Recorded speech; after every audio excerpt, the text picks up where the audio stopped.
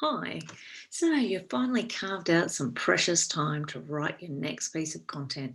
You fire up your laptop and you get comfortable in your chair, and then nothing comes. You're stuck, sitting, staring at a blinking cursor on your screen. Yes, it's the age old affliction, writer's block. And the longer you sit there looking at your screen, the less creative you feel and the more frustrated you become. Sound familiar? Hi, I'm Diane Wallen. I'm a content creation coach and I help people just like you to write content that connects with their ideal client. And the topic today is writer's block, how to overcome the curse of the blinking cursor. So let's dive in. Well, first things first, you're not alone. Like I mentioned earlier, writer's block is nothing new. Even the accomplished poets, playwrights, and authors of days gone by were not immune. And the good news is there are things you can do to mitigate the chances of this happening to you. And today I'm going to share my tips with you. But first, let me paint you a picture. Imagine grabbing a paintbrush and saying, let's paint the house. And without any forethought, you grab a tin of paint and you open it up and you're just about to dip the paintbrush in the tin of paint. And then you spot a little hole that needs to be patched. As with most things in life, forward planning is the key. So before you fire up your laptop, grab a pen and paper and head for a comfy chair. Yes, the best prep work is done away from your computer. Prevention is better than cure when it comes to writer's block. So imagine you're chatting with your ideal client. What questions does she ask you? Where is she struggling? What are her biggest concerns? Write each of these questions on a separate piece of paper and then think about the advice you'd give her.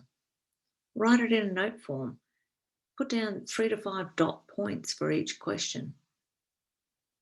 And now let's say that you want to write 4 blog posts in a month. Pick 4 ideas that excite you and write about them and jot down in as much detail as possible.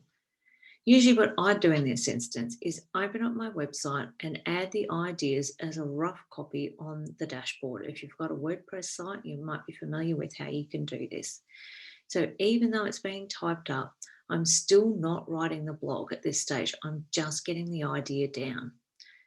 Do this for each of your ideas. So why does this technique work? Well, what happens now is the idea percolates in your mind.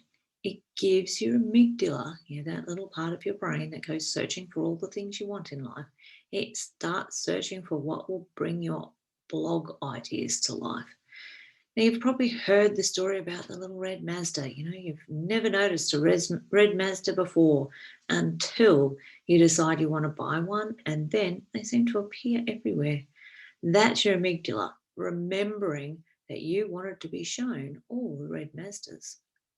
But in this case, rather than seeing the car that you want, you're giving your amygdala the job of finding information for your blog post, and more importantly, helping to prevent writer's block.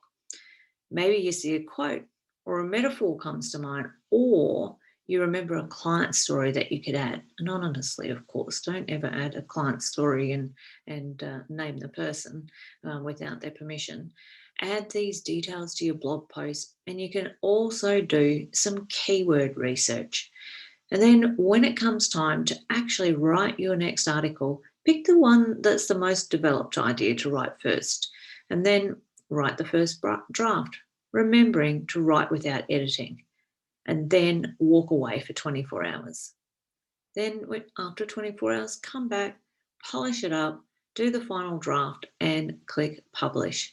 There's no perfect blog, and besides, Google likes it when you update blogs.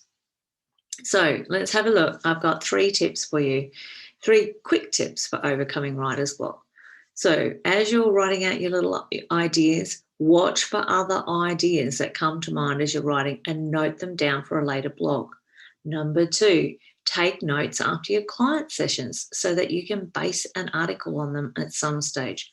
And number three, keep your notes in one place so you don't risk losing them, or worse still, throwing them out. As I mentioned earlier, I add mine straight to my website. Now, if you keep this process going, you'll have many different ideas in varying stages of doneness and never have to sit staring at a blank screen ever again.